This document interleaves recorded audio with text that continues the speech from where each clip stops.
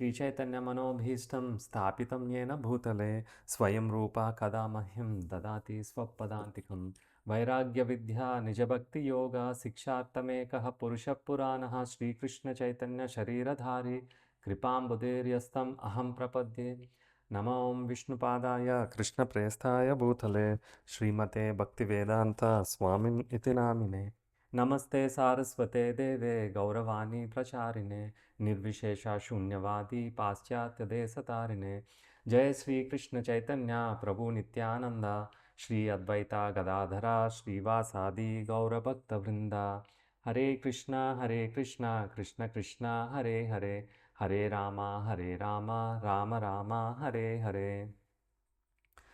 So నిన్నటి వరకు మనం ఈ రథం గురించి మాట్లాడుకున్నాం. ఎలాగైతే ఆ పిక్చర్లో ఉన్నటువంటి రథం సరిగా వెళ్ళలేకపోతుందో, అంటే గుర్రాలు అవే మొత్తం అంతా కూడా శాసించడం కానీ, ఒక్కొక్క గుర్రం ఒక్కొక్క వైపుగా దాని యొక్క వస్తువుని వెతుక్కుంటూ ఆకర్షణీయ అయిపోతూ వెళ్ళిపోవడం వల్ల అందులో కూర్చున్నటువంటి ప్యాసింజర్ అంటే మనము ఆత్మ సఫర్ అవుతుంది. సో ఈ రకంగా మనం చెప్పుకున్నాం. ఇంకొన్ని విషయాలు మనం చెప్పుకుందాం. ఇంకేం చెప్తుంది భగవద్గీత మన ఆత్మ గురించి అని. సో ఒక శ్లోకంలోని భగవద్గీత 13వ వర్స్‌లోని 2వ చాప్టరు, దేహినోస్మిన్ యథా దేహే కౌమారం యవ్వనం జరా తథా దేహాంతర ప్రాప్తే ధీరస్తత్ర న ముహ్యతి. దీని అర్థం ఏంటంటే, ఆత్మ శాశ్వతం, కానీ ఈ శరీరం మాత్రం తాత్కాలికం అన్నమాట. ఈ శరీరం ఏంటి? ఈ లోకంలో ఉన్నటువంటి ప్రతి వస్తువు కూడా తాత్కాలికం. అంటే ఏ వస్తువు క్రియేట్ అయినా, ఏ వస్తువు పుట్టినా దానికి చావు ఖచ్చితంగా ఉంటుందన్నమాట. ఇప్పుడు మనం ఉండే ఇల్లు శాశ్వతంగా ఉండిపోదు కదా. ఎన్ని సంవత్సరాలు ఉండొచ్చు? పాతిల్లులు అంటే 200 సంవత్సరాలు ఉండేవి, తర్వాత 100 సంవత్సరాలు ఉంటున్నాయి. ఇప్పుడు 50-60 సంవత్సరాలకే కూలిపోతున్నాయి. ఏది శాశ్వతం కాదనమాట. అలాగే మనం చాలా వస్తువులు కొనుక్కుంటాం. ఆ వస్తువులు కూడా శాశ్వతంగా ఉండవు. మన శరీరము శాశ్వతం కాదు, సంబంధాలు శాశ్వతం కాదు. అయినప్పటికీ కూడా మన మనసు ఎప్పుడూ కూడా ఈ తాత్కాలికమైనటువంటి జీవితం మీదే పూర్తిగా మనం లగ్నం పెడుతున్నాం అన్నమాట. అంతేకాని శాశ్వతంగా ఉన్నటటువంటి ఈ ఆత్మ మీద మనం మనసు పెట్టట్లేదన్నమాట. ఈ ఈ యొక్క శ్లోకంలో ఏం చెప్పబడిందంటే,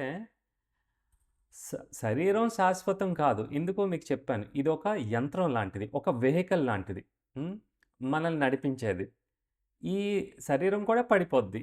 శరీరం పడిపోద్ది సరే, కానీ మీకు ఎప్పటికీ కూడా చావు అనేది ఉండదు. ఎందుకంటే ఆత్మకి పుట్టుకే లేదు. పుట్టుక లేనప్పుడు చావు ఎందుకుంటుంది? ఉండదు. ఈ యొక్క ఆత్మ శరీరాల్ని మారుస్తూ ఉందన్నమాట. చనిపోయినవాడు ఖచ్చితంగా పుట్టాలి, పుట్టినవాడు ఖచ్చితంగా చనిపోవాలి. అది దేనికి వర్తిస్తుంది? శరీరానికి వర్తిస్తుంది అనమాట. ఆత్మ మాత్రం, ఆత్మకి చావు అనేదే లేదనమాట. ఎప్పటికీ శాశ్వతంగానే ఉంటుంది. ఎలాగ మనం అర్థం చేసుకోవచ్చు? ఇప్పుడు మీరు చిన్నప్పుడు మీ ఫోటో చూపించారనుకోండి, ఇది నేనే అన్నారనుకోండి. కానీ ఇప్పటికి 50 సంవత్సరాలు అయిపోయింది, దాటిపోయింది 50 సంవత్సరాలు. 50 సంవత్సరాలు అయిపోయింది కాబట్టి మీరు కాదని అనొచ్చు నేను. అంటే లేదు నేనే. అంటే నేనే అంటున్నారు. ఏం మారింది? మీరు మారలేదు, మీ యొక్క శరీరం మారింది. అవునా? 20 సంవత్సరాల కిందట మీకు ఇదే శరీరం ఉందా? లేదు కదా. 20 సంవత్సరాల తర్వాత ఇప్పటి నుంచి ఇదే శరీరం ఉంటుందా? ఉండదు కదా.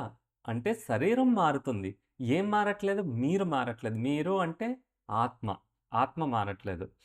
అలాగే ఈ చావు వచ్చేటప్పుడు ఈ శరీరం విడిచిపెట్టి వెళ్ళిపోద్ది, కానీ ఆత్మ మరొక సూటబుల్ శరీరంలోకి ప్రవేశించబడుతుంది అన్నమాట. ఎలా జరుగుతుంది ఇది? ఎవరు నిర్ణయిస్తారు అంటే, ఈ ప్రకృతి నిర్ణయిస్తుంది అన్నమాట. ఈ యొక్క జీవితంలోని మనం ఏ రకంగా మన వ్యవహారం, ఏ రకంగా మన ఆలోచన తీరు, ఏ రకంగా మనం పనులు చేసామో ఫైనల్గా అదంతా కూడా చూసి మనకి సరిపడేటటువంటి శరీరాన్ని మనకి అందజేస్తుందన్నమాట. కాబట్టి ఈ యొక్క జీవితంలోనే మనం చూడగలుగుతున్నాం. ఈ శరీరం శాశ్వతం కాదు. మారుతూనే ఉంది. చనిపోయిన తర్వాత కూడా శరీరం మారుతదనమాట. అంతెందుకు నిజం చెప్పాలంటే రోజుకి చనిపోతున్నాం. ఎలాగా? రాత్రి అయిన తర్వాత నిద్రపోతాం కదా! నిద్రపోయినప్పుడు మీరు ఆడవారా? మగవారా? ముసలివారా? చాలా యవ్వనంగా ఉన్నారా? ఇవేమైనా తెలుస్తదా మీకు? ధ్యాస ఉంటదా? మీరొక కోర్ట్‌లో జడ్జి, లేకపోతే ఒక కంపెనీకి హెడ్డు, లేదా ఒక బీదవాడో, ఇలాంటి ఈ యొక్క ఆహ్, ఐడెంటిఫికేషన్ మీ పొజిషను ఏమైనా గుర్తుంటదా? ఏమీ గుర్తుండదు. అంటే రోజుకి రోజు మనం చనిపోతున్నాం కొన్ని గంటలు. మళ్ళీ స్పృహ ఎలాగొస్తుంది మనకి? పొద్దున మనం అలారం పెట్టుకుంటే లెగిసిపోలేము. మన ఆత్మ పక్కనే పరమాత్ముడు కూడా మనల్ని లేపినట్టయితే ఆ రోజు లెగుస్తాం. లేదంటే అంతే. ఆ రకంగా అనమాట. కాబట్టి ఆహ్, ఈ చావు అనేది కూడా కొన్ని నెలలవ్వచ్చు. ఇంకో శరీరం దొరికేంత వరకు. అంటే నిద్రలా ఉంటదనమాట. డీప్ స్లీప్‌లోని ఆత్మ. మళ్ళీ ఆహ్, ఏ రకం శరీరం మనకి కలగాలి. మీకింతకుముందు చెప్పాను. 84,00,000 రాసులున్నాయి. జీవరాశులున్నాయనమాట. అది పక్షి అవ్వచ్చు, పాము అవ్వచ్చు, ఏనుగవ్వచ్చు, ఎలుగుబంటి అవ్వచ్చు, లేకపోతే క్రిములవ్వచ్చు, ఏమైనా అవ్వచ్చనమాట. అన్నిట్లోని పరమాత్ముడుంటాడు.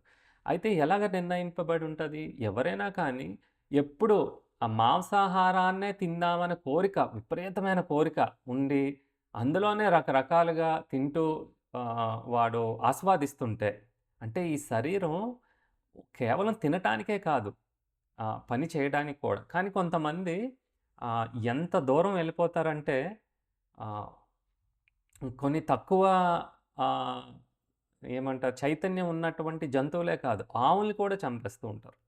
ఈరోజు ఆహ్, కుక్కల్ని సంరక్షించడానికి హెలికాప్టర్‌లొస్తాయి వెస్టర్న్ కంట్రీలో. ఇక్కడ కూడా ఇంచుమించు అలాగే జరుగుతుంది. అంటే కుక్కకి అంత ప్రాధాన్యత ఉందన్నమాట. కానీ మనకి తల్లిలాగా పోషించినటువంటి ఆవును మాత్రం చంపుకొని తినేస్తూ ఉంటారు. హ్మ్.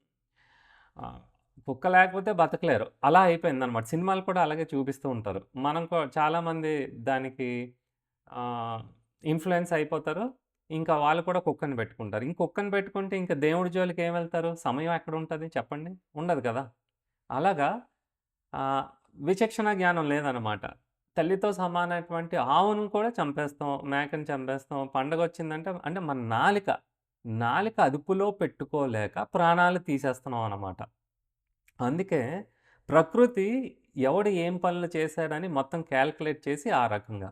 ఎవడైనా కానీ ఇలా మాంసాహారం మీద పడుంటే, ఈ యొక్క శరీరం మీకు ఇంతకుముందు చెప్పాను. వికసించినటువంటి చైతన్యం ఉంటదనమాట. అందరికన్నా హైయెస్ట్. ఇది దేనికి వాడాలి ఈ చైతన్యాన్ని? ఈ చైతన్యాన్ని భగవంతుడిని సాక్షాత్కారం చేసుకోవడానికి మాత్రం వాడాలనమాట. అది తప్పించి మిగతావి చేస్తే దానికి తగ్గ ఫలితం దొరుకుతది. ఎలాంటి ఫలితం? మళ్ళీ జన్మలోని నాకొక పులో, నక్కో మాంసాహారాన్ని ఆస్వాదించగలిగినటువంటి శరీరం. అంతే కదా! ఎందుకంటే కూరలుంటాయి. బాగా దాన్ని లాగి తినొచ్చు.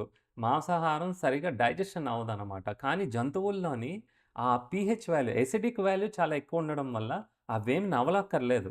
మింగేస్తే చాలనమాట. అదే ఆవులకి దంతాలుంటాయి. అందుకనే అవి శాకాహారం అనమాట. కూరలుండేవి మాంసాహారం. మనకు కూరలుంటాయా? ఉండవు. కానీ ఆ రకంగా చేస్తాం.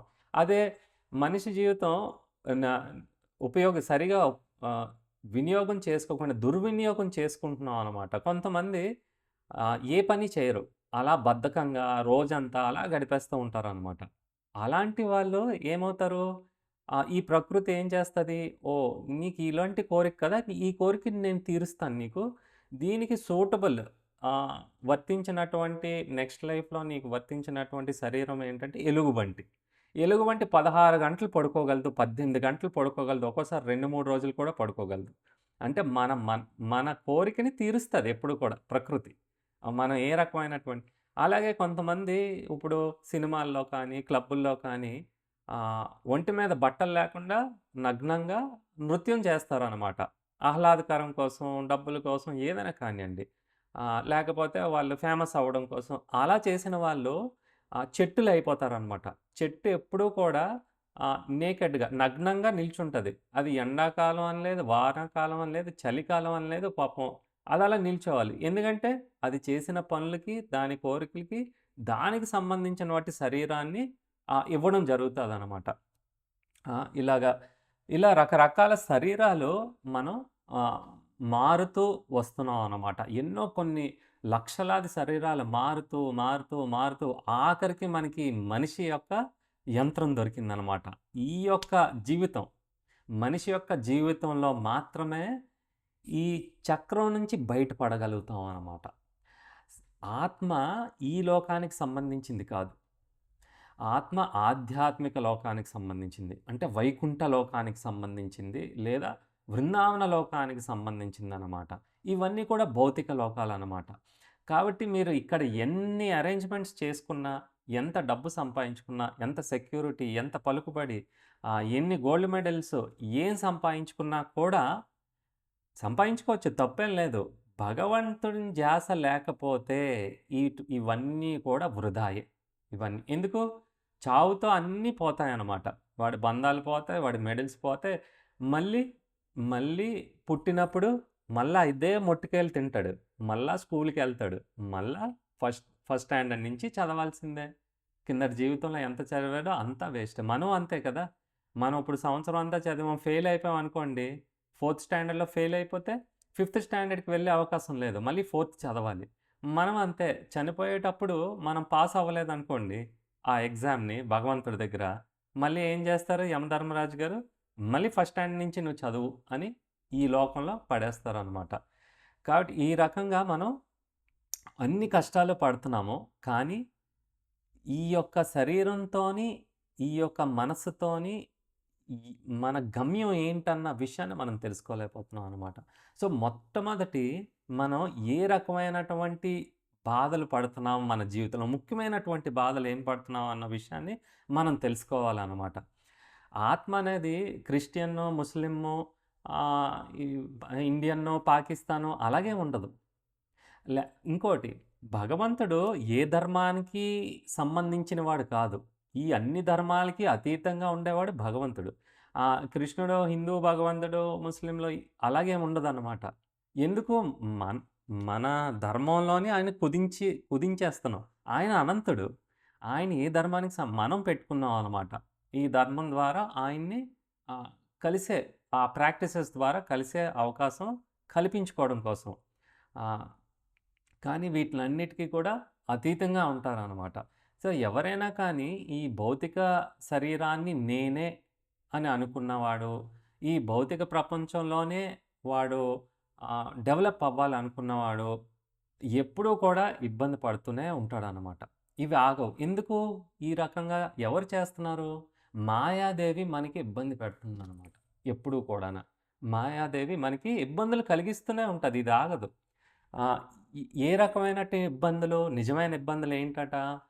ఆధ్యాత్మిక, ఆది భౌతిక, ఆది దైవిక 3 రకాలటువంటి క్లేశాలనమాట. క్లేశాలంటే ఎప్పుడూ కూడా మనకి ఇబ్బంది కలిగించేవి. ఈ 3 రకాలు. ఏంటో అవి చూద్దాం. ఆధ్యాత్మిక అంటే మన శరీరానికి, మన మనసుకి వచ్చిన కష్టాలు. హ్మ్. శరీరానికి కష్టాలంటే మీకు తలనొప్పి ఇష్టమా? వస్తది. జ్వరం ఇష్టమా?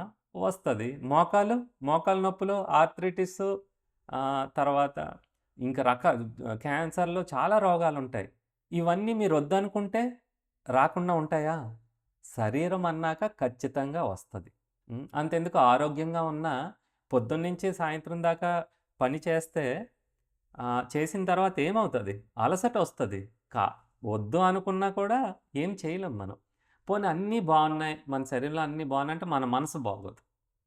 మనసు బాగోపోయినా కూడా ఈ జీవితాన్ని మనం ఆహ్, ఎంజాయ్ చేయలేము. సంతోషంగా ఉండలేము కదా!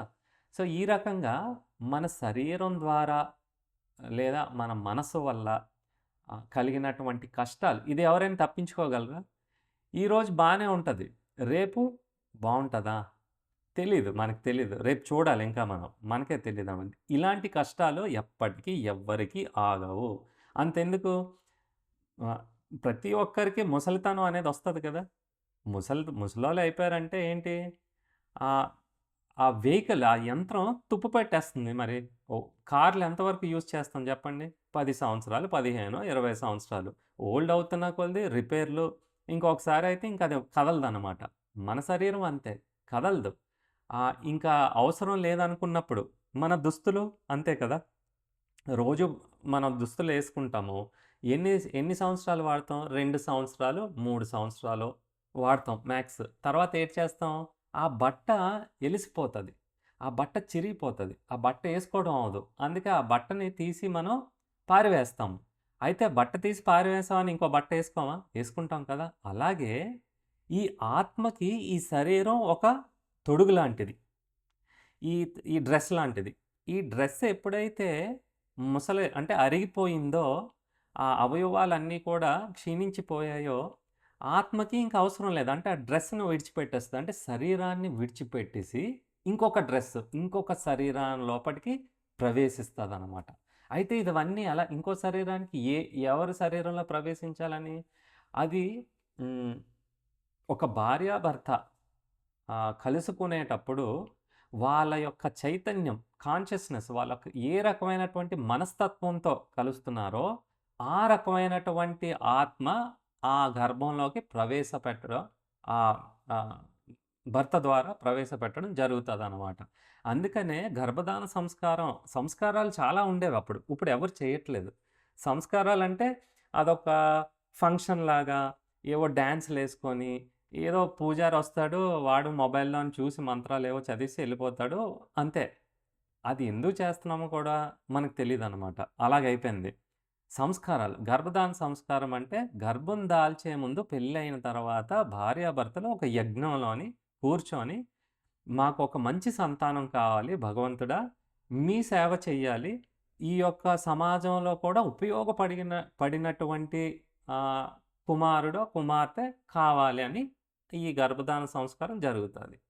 ఆ మనస్తత్వంతోని ఉండి ఆహ్, భర్త, భార్య కలిసినప్పుడు మంచి సంతానం కలుగుతది. కానీ ఇంద్రియాల సంతృప్తి కోసం కలిసినప్పుడు ఆహ్, ఆ పుట్టినటువంటి బిడ్డ కూడా ఎప్పుడో ఏదో ఒక కోరిక, ఏదో దానికి యాతన పెడుతూ ఉంటాడనమాట. అలాగే ఫోర్స్‌ఫుల్‌గా అంటే కిడ్నాప్ చేసి వాళ్ళని ఇబ్బంది పెట్టి అలా చేసిన వాళ్ళు, పుట్టిన వాళ్ళు రిబెల్స్ అవుతారు. అంటే ఒక టెర్రరిస్ట్ లాగా. ఇదంతా ఎందుకు జరుగుతుంది?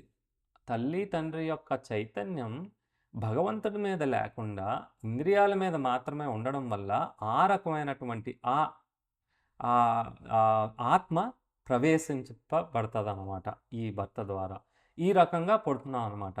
కాబట్టి ఈ శరీరం ఆహ్, ఎలా మారుస్తూనే ఉన్నాం శరీరాల్ని. ఎక్కడో ఒక దగ్గర ఆపాలి. అంతెందుకు చెప్పండి? మనం ఎందుకు సంతోషంగా లేమంటే, ఇప్పుడు నీటిలోని చేపుంటది. ఆ నీటిలోంచి చేపని బయటికి తీసి దానికి మంచి రూము, ఏసీ ఇవన్నీ కల్పించినా సంతోషంగా ఉండగలదా? మీ దృష్టిలోని అది సంతోషం. కానీ చేప మాత్రం మళ్ళీ నీటిలోకెళ్తేనే ఆనందంగా ఉండగలదు. మీరు ఎన్ని సుఖాలిచ్చినా కూడా దండం పెట్టేస్తది. దండం పెట్టగలిగితే. ఆ! అలాగా మనం ఈ లోకానికి సంబంధించిన వాళ్ళం కాదు. ఆధ్యాత్మిక లోకానికి సంబంధించిన వాళ్ళం అనమాట. ఎలాగా? మనమందరం కూడా తాత్కాలికంగా ఇక్కడ జస్ట్ జర్నీకొచ్చామనమాట. ట్రావెలింగ్‌కొచ్చాం. ఎలాగా? ఇప్పుడు మీరు ఏదైనా ఒక ఊరు వెళ్లారనుకోండి. ఆహ్, వెకేషన్. వెకేషన్‌కి వెళ్లారు. వెకేషన్‌కెళ్ళినప్పుడు ఆహ్, మంచి ప్రదేశాలను చూస్తారు.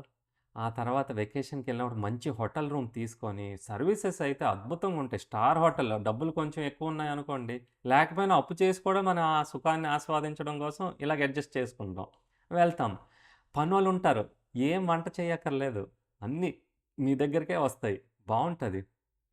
వారం రోజులైంది, 2 వారాలైంది, 3 వారాలైంది, 4 వారాలైంది. తర్వాత ఏమనిపిస్తది మీ మనసుకి? మీ మనసుకేమనిపిస్తది? బానే ఉంది కానీ ఇంటికెళ్ళిపోవాలిప్పుడు. ఎందుకు ఇంటికెళ్ళిపోవాలి? అంటే ఇంటిలో ఎవరింటిలో దొరికిన వాళ్ళ సుఖం వేరే ఇంట్లో దొరకదండి. అది చిన్నిల్లా, పెద్దిల్లా, గుడిసా, లేకపోతే పెద్ద మేడ అందులో లేదు. ఆ! దాని మీద ఆధారపడి ఉండదు. అంటే ఒక సెన్స్ ఆఫ్ బిలాంగింగ్. నేను దీనికి సంబంధించిన వాడిని. ఇది నా ఇల్లు. ఇక్కడ నాకు నచ్చినట్టుగా ఉండగలుగుతాను. ఆ తలగాడ. ఆ పిల్లో అయితేనే మీ పిల్లో మీద మీరు హ్యాపీ పడుకోగలరు. వేరే పిల్లో అయితే మళ్ళీ సెట్ అవ్వదు మనకి. వేరే మంచం సెట్ అవ్వదు. ఈ రకంగా ఆహ్, మన ఆహ్, మనం ఆలోచిస్తాం. ఈ వెకేషన్‌లో ఉన్నాము, కానీ తిరిగి ఆఖరికి ఇంటికే వెళ్ళిపోవాలనుకుంటాం. అలాగే ఈ ఆత్మ ఇక్కడికి సంబంధించింది కాదు. ఆధ్యాత్మిక లోకం అంటే దైవలోకంలో ఉండవలసినటువంటి ఆత్మ వెకేషన్‌కొచ్చిందిక్కడ ఈ భూలోకంలోకి. ఇక్కడ తిరుగుతుంది. ఇదేదో బావుంటదేమో, అదేదో బావుంటదేమో ఎక్స్‌ప్లోర్ చేస్తుందనమాట.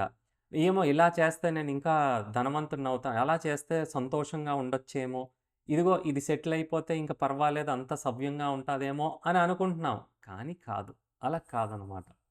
అలా జరగదు. అందుకే కదా ఎప్పుడూ అసంతృప్తితోనే మనిషుంటాడు. వాడి ఎనకాల అన్నీ ఉంటాయి. ఒక్కొక్కసారి అన్నీ సాధించుకుంటాడు. అయినా ఉండదు. అందుకే ఈ 3 రకాలటువంటి క్లేశాలు ఆధ్యాత్మిక, ఆది భౌతిక, ఆది దైవిక గుర్తుపెట్టుకోండి. ఎందుకంటే ఇంకా దసరా వస్తుంది కదా! వినాయక చవితి అయిపోయింది. దసరా వస్తుంది. దసరా రోజు దుర్గాదేవి రాక్షసుడి యొక్క హృదయం మీద ఈ త్రిశూలాన్ని ఆహ్, ఏం చేస్తుంది? గుచ్చుతున్నదనమాట వాడికి. ఈ త్రిశూలం అంటే 3 శూలాలు. ఆ 3 శూలాలు రాక్షసుడి యొక్క హృదయం. ఎందుకు? రాక్షసుడని ఎందుకంటున్నాము? ఎవరైతే విష్ణువుకి ఆరాధన చేయరో, ఎవరైతే విష్ణు చెప్పినటువంటి ఆహ్, విధంగా వాళ్ళ యొక్క జీవితాన్ని మార్చుకోరో, విష్ణు చెప్పినటువంటి ఆజ్ఞల్ని ఎవరైతే పాటించరో తెలుసుకొని వాళ్ళందరూ రాక్షసులే. కాబట్టి ఆ రాక్షసులకి బుద్ధి చెప్పడం కోసమని మాయాదేవి ఎవరు? స్వయాన విష్ణు యొక్క ఆహ్, సేవకురాలు ఆ లక్ష్మీదేవి. ఆమెకి ఇది అప్పజెప్పారు. అంటే ఇప్పుడు జైల్‌లో ఉంటారు కదా! సూపరింటెండెంట్ ఉంటారు. సూపరింటెండెంట్ అంటే జైల్‌లో ఎవరు పారిపోకుండా ఆ గేట్‌లేసి ఉంచేస్తారనమాట. మరి జైల్‌లో తిండి దొరకదా? తిండి దొరుకుతది. ఇప్పుడైతే ఇంకా మంచి ఫెసిలిటీ ఉన్నది కదా! జైల్‌లోని. ఆ! జైల్‌లో తిండి దొరుకుతది. పడుకోవడానికి ఉంటది. స్నానం చేయడానికి స్నానం గది ఉంటది. ఇవన్నీ ఉంటాయి. కానీ ఆ ప్రమిది నుంచి బయటికి వచ్చే అవకాశాన్ని, పరిధి నుంచి బయటికొచ్చే అవకాశాన్ని ఇవ్వరు సూపరింటెండెంట్. ఎందుకు? ప్రిజనర్స్. ప్రిజనర్స్ అంటే వాళ్ళు గవర్నమెంట్‌కి విరుద్ధంగా ప్రవర్తించారు కాబట్టి వాళ్ళని శిక్షించడం జరిగింది. అలాగే విష్ణుకి విరుద్ధంగా ఎవరైతే ప్రవర్తిస్తారో, వాళ్ళ జీవితాన్ని గడుపుతున్నారో వాళ్ళందరినీ కూడా జైల్లో పెట్టారు. అయితే ఈ భూలోకం అంతా కూడా ఒక జైలు లాంటిదనమాట. అందుకే కదా! ఎవరు ఈ భూమిని వదిలిపెట్టి ఎక్కడికెళ్ళిపోగలం? ఎక్కడికి వెళ్ళలేం. పోనీ వదిలిపెట్టి రాకెట్‌లో ఎళ్ళిపోయామంటే అక్కడికి కావాల్సిన సదుపాయాలుంటాయా? ఉండవు. గాలిలో తేలుతూ ఉంటాం. ఎందుకు? ఎటెళ్ళిపోతామో తెలీదు మనకి. మళ్ళీ తిరిగొస్తామో లేదో తెలీదు. కాబట్టి ఇక్కడ ఆమె జైల్‌లో అంటే తిండి దొరుకుతది, అన్నీ దొరుకుతాయి. కానీ సుఖంగా ఉంటదా? ఉండదు. ఎవడెప్పుడు కొడతాడో తెలీదు. ఎవడెప్పుడు పొడుస్తాడో తెలీదు. ఆహ్, సౌకర్యం సరిగా ఉండదు. ఏమైనా మనం చేద్దాం జీవితంలో అనుకుంటే ఏమీ చెయ్యలేము. ఏమీ చెయ్యలేమనమాట. అక్కడే పడుండాలనమాట. ఆ సూపరింటెండెంట్ మరి తప్పు చేస్తున్నాడా? వీళ్ళని విడిచిపెట్టకుండా కాదు. వాడి డ్యూటీ వాడు చేస్తున్నాడు. అలాగే దుర్గాదేవి, మాయాదేవి ఆమె డ్యూటీ, ఆమె సేవకురాలు ఆమె సేవ బాగా చేస్తుంది. ఏటంటే ఎవరైతే ఈ భగవంతుని ధ్యాసలో లేరో వాళ్ళకి ఈ క్లేశాల్ని అంటే ఈ ఇబ్బందులు కలిగిస్తుంది. ఎందుకు ఇబ్బందులు కలిగిస్తుంది? ఆహ్, కావాలని కాదు. మీకొక గుర్తు చేయడం కోసం. చూడండి, మీరు ఇక్కడ ఎన్ని వేషాలేసినా, ఎన్ని సదుపాయాలు కల్పించుకున్నా, మీరు సంతోషంగా ఉండగలిగే అవకాశం లేదు. మీరు ఇక్కడ సంబంధించిన వారు కాదు. మీరు విష్ణువు దగ్గరికెళ్ళాలి. దైవలోకాలకి వెళ్ళాలి. అక్కడ ఈ రోగాలు కానీ, ఈ క్లేశాలు కానీ ఏమీ ఉండవు. అక్కడికి వెళ్ళాలని సూచన అనమాట. లేకపోతే ఏమవుతది? అందుకే చూడండి మనం అంతా సెట్ అయిపోయిందిరా అనుకుంటే ఏదో ప్రాబ్లమ్ వస్తది. అవునా? అంతా బావుందనుకుంటే ఇంట్లో గొడవలు మొదలవుతాయి. ఇది ఎందుకు జరుగుతున్నాయి? ఎవరు కల్పిస్తున్నారు? మాయాదేవి కల్పిస్తుంది. ఎందుకు కల్పిస్తున్నారు? గుర్తు చేస్తున్నారు. నువ్వేమైనా చేసుకో. ఇక్కడ ఇ ఇక్కడ కుదరదు సంతోషంగా ఉండడం. ఇది తాత్కాలికమైనటువంటి లోకం. అశాశ్వతం దుఃఖాలయం అని కృష్ణుడే చెప్తున్నారు. అంటే శాశ్వతమైన లోకం కాదు. తాత్కాలికమైనది. ఎప్పుడూ దుఃఖంతోనే ఉంటది. మరి సంతోషంగా ఉంటున్నాం కదండీ అప్పుడప్పుడు అంటే కాదు. సంతోషంగా ఉండడం అంటే ఎలాగంటే, ఇప్పుడు ఆర్థరైటిస్ వచ్చినోళ్ళు మోకాలు నొప్పులుంటాయి చాలా బాగా నొప్పుంటది. వాళ్ళు కాసేపు మెట్లెక్కకుండా, నడవకుండా ఆహ్, ఆహ్, ఆ చైర్ మీద అలా కాలు చాపుకొని కూర్చున్నారనుకోండి, కొంతవరకు వాళ్ళకి ఉపశమనం కలిగితే హమ్మా! హాయిగా ఉంటది. సంతోషంగా ఉంటది వాళ్ళకి. కానీ నిజమైన సంతోషం కాదు కదా! కాళ్ళున్నవెందుకు? చాపుకొని కూర్చోడానికేంటి? కాదు. కదలటానికి, నడవటానికి, పనులు చేసుకోడానికి. మరి ఎంతసేపు కూర్చోగలరు అలాగా? కూర్చోలేరు కదా! ఉండలేరు కదా! మరి అది సంతోషం ఎలాగవుతది? అవ్వదు. పోనీ సంతోషంగా ఉందామన్నా తాత్కాలికం అది. ఆహ్, కాబట్టి ఈ రకంగా దుర్గాదేవి ఆహ్, మనకి ఈ 3 రకాలుంటాయి. ఆధ్యాత్మిక ఏం చెప్పాను మీకు? మన యొక్క శరీరం వల్ల మన యొక్క మనస్సు సరిగా లేదనుకోండి, అంతా బావున్నా కూడా మనం మూడీగా ఉంటాం. ఆ! క కాబట్టి మనకి ఇబ్బందులయి కలుగుతున్నాయనమాట. రెండవది, రెండవది ఆది భౌతిక. ఆది భౌతిక అంటే మీరు తిన్నగా ఉన్నాడు. మీ పక్కింటోడు తిన్నగా ఉంటాడా? ఏదో ఇబ్బంది పెడతాడు. పోనీ మీరు బాగా ఆరోగ్యంగా అన్ని ఎక్సర్‌సైజులు చేసుకొని, వ్యాయామం చేసుకొని అంతా బావుంటారు. అమ్మ ఇంకేం పర్లేదు మనల్నేం చేయలేదంటే, ఒక చిన్న దోమ కుడతది. దోమ కుడితే చికెన్ గున్యా వస్తది. అంతే. ఈడు సంవత్సరాలంతా ఈ కండలు పెంచుకున్నోడు కూడా అంత బరువులెత్తేవాడు. 300, 400 కిలోలెత్తాడు. కానీ ఈ చిన్న దోమ కుట్టినంత కారణం వల్ల వాడు వేళ్ళని కూడా లిఫ్ట్ చేయలేడనమాట. హ్మ్. ఊరుకోవు. అలాగే ఎక్కడికైనా ఎళ్తే పాము కాటేయొచ్చు. అంతెందుకు మీకు తెలిసిన విషయమే కదా! కొన్ని సంవత్సరాల కిందట కోవిడొచ్చింది. ఆ! కోవిడ్ కళ్ళకి కనిపించదు. పోనీ ఆ కోవిడ్ వైరస్‌ని ఈ ప్రపంచంలోని ఎన్నో కోట్లాది మందిని జీవితాలు పోయాయి. ఆ వైరస్‌నంతా కలిపితే ఒక్క గ్రామ్ కూడా ఉండదండి. దాని యొక్క వెయిట్ బరువు ఒక్క గ్రామ్ కూడా ఉండదు అంతా కలిపితే. కానీ ఎంత విషాదాన్ని సృష్టించింది. అంతే మాయాదేవనమాట. ఆహ్, కనీసం దేవతలకు కూడా మనం యజ్ఞం చేసో, లేకపోతే కనీసం అగ్నిదేవా నీ వల్ల వంట జరుపుకోగలుగుతున్నాము. లేదా భూతల్లికి నీ వల్ల ధాన్యం వస్తుంది. మేము తినగలుగుతున్నాను. ఒక్కసారి నమస్కారం భూదేవికి ఒకసారి నమస్కారం చేసుకొని మనం తింటామా? తినం కదా! నచ్చినంత తినడం, పడేస్తాం అన్నమాట. అందుకోసం వాళ్ళేం జేస్తారు? పనిష్మెంట్. అంటే ఇప్పుడు సిగ్నల్ ఉందనుకోండి, సిగ్నల్‌ని పాటిస్తే పర్వాలేదు. సిగ్నల్ పాటించకపోతే శిక్ష విధిస్తారు. అలాగే మను సంహితలోని లేదా భగవద్గీతలోని కృష్ణుడు ఇచ్చినటువంటి సూత్రాల్ని మనం పాటించపోతే, నాకు నచ్చినట్టు నాకు తెలుసులే, నాకు నచ్చినట్టుగా ఉంటానులే అని మీరున్నారనుకోండి, అలా ఉంటే ఇదిగో ఇలాగ జరుగుతదనమాట. హ్మ్. ఆది భౌతిక. అంటే ఒక జంతువు వల్లో, ఒక శత్రువు వల్లో, ఆహ్, ఒక చిన్న ఆహ్, హ్మ్. మస్కిటో వల్లో మనం చనిపోవచ్చు. లేపోతే మనం క్రిపుల్ అయిపోవచ్చు. వీటిని ఈ రకమైనటువంటి క్లేశాలు, బాధలు ఆది భౌతిక. పోనీ ఇదంతా సరే అనుకుంటే ఆది దైవిక. అంటే దైవం. అంటే దేవతల వల్ల ఎర్త్‌క్వేక్ ఊరికే వస్తదేటి? దేవతలు కల్పిస్తారు. హ్మ్. ఇంద్రదేవుడు ఏం చేస్తాడు? పంటలు మొత్తం ముంచేస్తారనమాట. ఎందుకంటే ఆహ్, విష్ణువుకి మీకు పూజ ఏమి చెయ్యట్లేదు. యజ్ఞం ఏం చెయ్యట్లేదు. ఆహ్, యజ్ఞం కాదు కదా! అసలాయన ఎవరో కూడా సరిగ్గా తెలీదు ఇప్పుడైతే. దేవుడు దేవుడు అంటారు కానీ, ఆయన గుణాలేంటి? ఆయన ఏం చెప్పారో మనకి ఈ విషయాలేవి కూడా మనకు తెలీవనమాట. అందుకే నేచురల్ కెలామిటీస్ అంటాం. ఆహ్, విపరీతమైన వేడి సో, ప్రకృతి వైపరీత్యాలన్నీ గూడా జరుగుతాయనమాట. లేకపోతే తిండుండదు. హ్మ్. పొలాలన్నీ పోతాయనమాట. ఒక్కసారిగా ఆహ్, పురుగులో ప ప పంటకు పట్టి లేదనుకుంటే ఈ సునామీలొచ్చేస్తాయి. సునామీలు ఎవరైనా ఆపగలరండి ఎర్త్‌క్వేక్‌ని? ముందుగా తెలుసుకునే పరికరాలున్నాయి మన దగ్గర. కానీ తెలుసుకొని ఏం చేద్దాం అనుకుంటున్నారు? ఏమి చేయడానికి లేదు. ఎర్త్‌క్వేకొస్తే అంతే. మరి సునామీ వచ్చిందంటే తెలుసు. ముందుగానే తెలుసు. కానీ మీరు ఏమైనా చేద్దాం అనుకున్న లోపు ముంచేస్తది. ఇప్పుడు వర్షాలు చూడండి. అంత చోట్ల కూడా అన్ని ప్లేసుల్లో కూడా ముంచేస్తుందనమాట. ఈ విపరీతాలు ఎందుకు జరుగుతున్నాయి? మనం ఆహ్, ఈ రకంగా మనమే చేసుకుంటున్నాం అన్నమాట. మన జీవితాన్ని.